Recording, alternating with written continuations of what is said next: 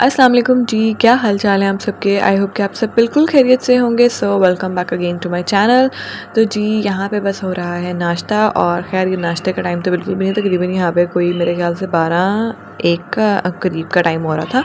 और हम लोग सुबह नाश्ता कर चुके थे जैसे कि हम रोज़ करते हैं, लेकिन अभी बस जो है वो मैं उस्मान बस उठा था, उसको नाश्ता बना के दे रही थी, और बकर भी तकरीबन उठ गया था। तो बस इस वक्त मुझे मम्मा की कॉल आई कि वो आ रही हैं, और वो अपने साथ आते हुए ना ये नाश्ता भी लेके आई थी, ये चने वगैरह और साथ में लच्छे पराठे वो खुद बना के लेके आई थी। और बस फिर मैं दोबारा खाने के लिए बैठ गई, और अभी बस मेरा भाई बैठा हुआ था, वो नाश्ता नहीं था करके आया हुआ, तो बस वो साथ बैठ गया था।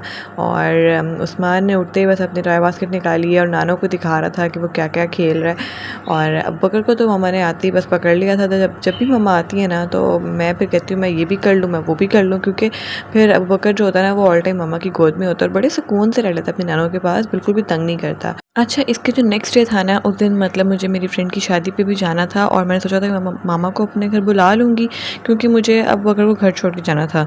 तो फिर मैंने सोचा कि चलो मामा आज आ रही, तो उन्हें थोड़ी सी प्रैक्टिस भी हो जाएगी, अब बकर उनके पास रह लेगा और उन्हें थोड़ी समझ आ, क्योंकि काफ़ी दिन से मैं मतलब आना जाना इस तरह से हुआ नहीं, तो मामा ने अबू बकर को देखा नहीं ना कि मतलब वो किस तरह से उसकी आजकल रूटीन चल रही है, वो किस तरह से किस टाइम पे सोता है, किस टाइम पे उसने दूध पीना होता है।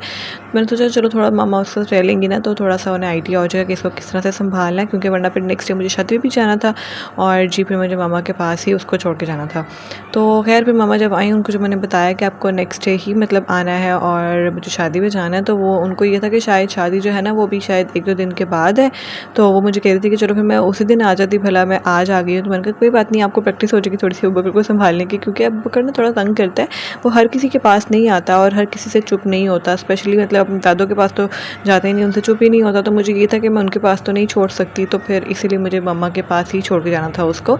तो जी बस यहाँ पे फिर मैंने सोचा कि आपके साथ ना मैं ये जो ड्रेस लेके आई थी ये भी शेयर कर देती हूँ। तो ये जो आप ब्लू वाला ड्रेस देख रहे हो ना, ये मैंने उस दिन लिया था जिस दिन मैं उस्मान की बर्थडे के लिए जो है ना मैरून कलर का ड्रेस लेके आई थी, जो आप लोगों को बहुत अच्छा भी लगा था। और किसी ने मुझसे पूछा भी था कि आप वो कहाँ से लेके आई हैं। तो मैंने वो ऑनलाइन तो मंगवाया नहीं था, मैं मार्केट गई थी, और हमारे पास जो बाज़ार है ना, मतलब जो सियालकोट में रहने वाले लोग हैं ना, उनको पता होगा कि तहसील बाज़ार जो है ना, यहाँ पे जो बुटीक के स्टोर्स हैं ना, वहाँ से आपको ईज़िली मिल जाएगा ये। तो मैं वहाँ से लेके आई थी। और ये ब्लू वाला ड्रेस भी ना मैंने तभी ले लिया था, और ये मुझे अच्छा लग रहा था, इसका कलर, इसका डिज़ाइन, और ये जो इसके ऊपर एम्ब्रॉयडरी वर्क था, और इसका मुझे कलर कॉम्बिनेशन बहुत अच्छा लग रहा था। तो बड़ा मतलब सेमी फॉर्मल टाइप का, मतलब आप कहीं पे आपने जाना हो या घर में कोई दावत वगैरह हो तो आप पहन सकते हो। और इसका कपड़ा भी ना थोड़ा सा जैसे विंटर कॉटन टाइप था, तो आगे क्योंकि मौसम भी ठंडा होने वाला है, तो जी ये वाला जो ड्रेस है ना, ये काफ़ी आगे मौसम में चल जाएगा आराम से। तो बस फिर मैंने ये वाला ड्रेस ले लिया था, और आप लोग मुझे बताइएगा कि आप लोगों को ये ड्रेस कैसा लग रहा है, और आपको ये जो वीडियो में पता नहीं कलर कैसा लग रहा होगा, लेकिन ये हल्का था ना ऐसी ग्रे और मतलब ब्लू मिक्स थोड़ा सा था, लाइट ब्लू और ग्रे मिक्स मतलब कलर था।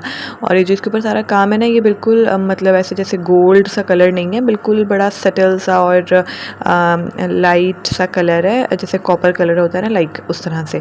तो यहाँ पे जी मैं आपको ट्राउज़र दिखा रही थी, ये थोड़ा सा था जी सिल्क के टच में, और इसका भी कलर बिल्कुल दबा हुआ सा है, जैसे मतलब बिल्कुल ब्राइट गोल्ड नहीं है, लेकिन जिस तरह से एम्ब्रॉयडरी है ना एग्जैक्टली वैसे ही इसका भी कलर था। और दुपट्टा मैंने इसके साथ ना सेपरेट लिया था, ब्लू कलर का शिफॉन का, प्लेन ग्रे सही कलर था उसका। अच्छा जी, ये जो दूसरा वाला आप ड्रेस देख रहे हो ना मेरा, ये वैसे तो मैंने आज नहीं पहना, ये मैं नेक्स्ट डे पहनूंगी, और उसका जो व्लॉग है ना, मतलब वो आपको आज ही की वीडियो में मैं आपको दिखाऊंगी, जितना मैं शेयर कर सकूंगी। तो यहाँ पे ना ये ड्रेस जो था, ये भी मैंने बुटीक के स्टोर से लिया था, और ये मुझे काफ़ी मतलब अच्छा लग रहा था। वैसे तो मैंने ये देखा था किसी और कलर में, लेकिन मुझे इसका डिज़ाइन इतना प्यारा लगा था, और फिर हस्बैंड कह रहे थे कि चलो इसको कोई और जो कलर्स है ना वो भी कंफर्म कर लेते हैं कि हैं कि नहीं, अवेलेबल हैं कि नहीं, तो अगर हैं तो फिर हम ले लेते हैं। तो खैर जब उनसे पूछा तो उनके पास इसमें मतलब ये वाला भी कलर था, साथ में एक ब्लू कलर भी था, और जो हमने देखा था वो सी ग्रीन कलर था, लेकिन सबसे प्यारा मुझे इसमें ही लग रहा था।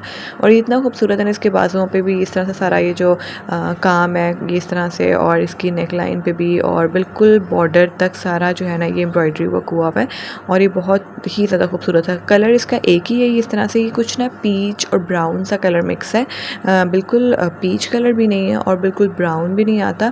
पता नहीं आपको वीडियो में कैसा लग रहा होगा, लेकिन थोड़ा सा नहीं ऐसी पीच और स्किन कलर का भी थोड़ा सा ना मतलब मिक्स है। तो कहीं कहीं पे क्योंकि पीच कलर थोड़ा सा ज़्यादा नज़र आता है, इसलिए आपको ज़्यादा ना लग रहा होगा। दुपट्टा जो है वो इसका शिफॉन का था और उसके जो क्या कहते हैं बॉर्डर को पल्लू जो होते हैं ना, उधर वो मतलब ऑर्गेन्जा लगी हुई थी, उसके ऊपर भी थोड़ा सा एम्ब्रॉयडरी वर्क था और जो कि काफ़ी ज़्यादा खूबसूरत लग रहा था। मुझे ये ड्रेस ना देखते ही इतना प्यारा लग रहा था और मैंने उनसे मतलब और ड्रेसेस निकालने की कोशिश ही नहीं की ना, क्योंकि मुझे लगी मतलब ये अच्छा रहा था और काफ़ी इसकी मतलब प्राइस ज़्यादा थी वैसे, लेकिन ये है कि ये काफ़ी प्यारा ड्रेस था। और ये जो इसका ट्राउज़र है ना, इसका मतलब ये भी वही सिल्क कपड़े का था और जो नीचे इसके बिल्कुल पाइंचे पे थोड़ा सा एम्ब्रॉयडरी हुई हुई थी। तो आप लोग मुझे बताइएगा कि आपको ये दोनों ड्रेसेस जो हैं वो कैसे लगे हैं, मुझे कमेंट बॉक्स में ज़रूर बताना। अच्छा जी, आज की वीडियो में भी हम लोगों ने जो बाकी के जो क्वेश्चन आंसर्स थे तो फिर वो शेयर कर लेते हैं आपके साथ। आप लोगों ने मेरे साथ जो क्वेश्चन शेयर किए थे वो मैंने कुछ आपके साथ लास्ट व्लॉग में शेयर किया था। अगर आप लोगों ने अभी तक नहीं देखी तो जाके ज़रूर देख लीजिए। और यहाँ पे हम लोग खाना पकाना स्टार्ट करें, साथ साथ आप लोग की वीडियो देखें और साथ साथ जो है ना वो हम लोग आगे से जो Q&A की वीडियो है वो कंटिन्यू करते हैं। तो मुझे एक सवाल ये भी आया था जी कि आपके फर्स्ट बेबी का क्या रिएक्शन था, मतलब अबू बकर को देखने के बाद उस्मान का क्या रिएक्शन था पहला। तो जी वो मैंने रिकॉर्डिंग भी की थी और मुझे याद ही नहीं रहा कि मैं आपके साथ शेयर करूं, बल्कि मैंने इंस्टाग्राम पे वो शेयर भी करना था। तो चले, आप लोगों ने मुझसे पूछा ना, इंशाल्लाह मैं वो बहुत जल्द शेयर करूँगी। आप लोगों ने उसके लिए क्या करना है कि मेरे इंस्टाग्राम पर जाके मुझे फॉलो करना है और मैं यहाँ पर ना आपके साथ आपका जो मेरा ID है वो यहाँ पर मैंशन कर दूँगी वीडियो में, तो आप लोग जाके देख सकते हो। और वहाँ पर मैं काफ़ी ज़्यादा अपडेट्स देती रहती हूँ, तो आप लोग मुझे जाके ज़रूर फॉलो करना। और जी नेक्स्ट क्वेश्चन था ये कि आप अबू बकर का फेस कब दिखाएंगी और आप खुद कब सामने आएंगी, मतलब कैमरे के सामने कब आएंगी। तो अबू बकर का फेस मैं बहुत जल्द आपके सामने मतलब आप देख लेंगे उसको इंशाल्लाह वीडियो में, और कुछ टाइम रुक जाए बस। और जो मैं हूँ तो मैं शायद मैं आपके सामने कभी ना हूँ, बल्कि मैं कभी नहीं आऊँगी। तो क्योंकि मुझे लगता है कि ज़रूरी नहीं होता कि हर काम के लिए, बल्कि स्पेशली इस काम के लिए आपको अपना फेस रिवील करने की ज़रूरत है, या आपको सामने आके ही मतलब कुछ काम करना है या वीडियोज़ बनानी है। कैमरे के पीछे रह के भी हम लोग वो सारा ये काम जो है वो कर सकते हैं। और मेरा ख्याल है आप जिस काम में जिस तरह से कंफर्टेबल हो ना, आपको वो वैसे ही करना चाहिए। किसी दूसरे के लिए या फिर आप अनकंफर्टेबल हो जिस काम में, तो वो आपको वैसे भी नहीं करना चाहिए। तो मेरे ख्याल से पर्दे में रह के अगर ये काम हो सकता है तो मैं फिर ये ऐसे ही कंटिन्यू करूँगी, और आई होप कि आप भी इस चीज़ को समझते ही होंगे। तो बस फिर नेक्स्ट क्वेश्चन था जी कि आप अपने लिए जो टाइम है ना वो कैसे मतलब अपने लिए टाइम कैसे फाइंड आउट करती हैं इस हेक्टिक रूटीन में। तो हेक्टिक रूटीन तो हाँ मैं समझती हूँ हाँ हो जाती है, और काफ़ी ज़्यादा बिज़ी रूटीन भी हो जाती है समटाइम्स। तो जो कुछ दिन ऐसे भी आते हैं जब बिल्कुल भी मेरे पास टाइम नहीं होता। लेकिन मैं आपको एक बात बताऊँ, कभी कभी ना मुझे लगता है कि जो टाइम होता है ना वो आप मतलब निकाला नहीं जाता, मतलब वो खुद नहीं मिलता हमें। हम खुद ही टाइम को अगर ढूंढ लेना या टाइम को निकाल ले अपने लिए तो ही वो मिल सकता है। वरना अगर आप ये सोचो ना दूसरों पर डिपेंड कर दो जी कि बस कोई समझ लेगा या कोई मतलब हमारी बात सुन लेगा या समझ लेगा हमें कि हाँ इस टाइम पे मतलब ये मेरा टाइम है और मुझे अपना काम करना है, तो ऐसा नहीं है। आपको अपने लिए टाइम भी खुद निकालना है, आपको अपने लिए जो भी कुछ करना है ना वो अपने लिए खुद करना है। तो उसके लिए टाइम भी आपको खुद को ही मैनेज करना पड़ेगा। और किसी के उस पर बैठ के जी के मतलब वो समझ जाएंगे, वो कर लेगा, ये कर लेगी, तो ऐसा नहीं हो सकता।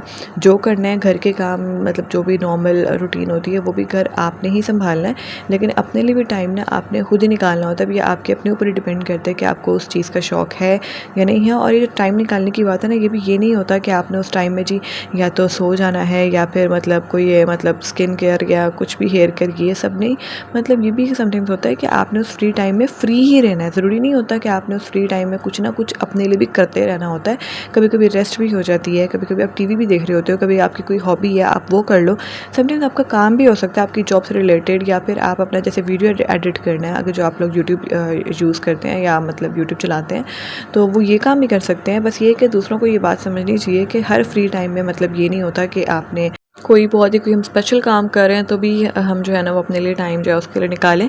हम अपने लिए टाइम तब भी निकाल सकते हैं जब हमें हमें रेस्ट करना है, जब हमें अपने बच्चों को देखना है, हमें अपना कोई भी पसंदीदा काम करना है जो हमें अच्छा लगता हो, जो हमें खुश करता हो। तो ख़ैर अब ये नेक्स्ट जो क्वेश्चन था वो ये था जी, इसी से रिलेटेड कुछ था कि आप कैसे मैनेज करती हैं सारा कुछ।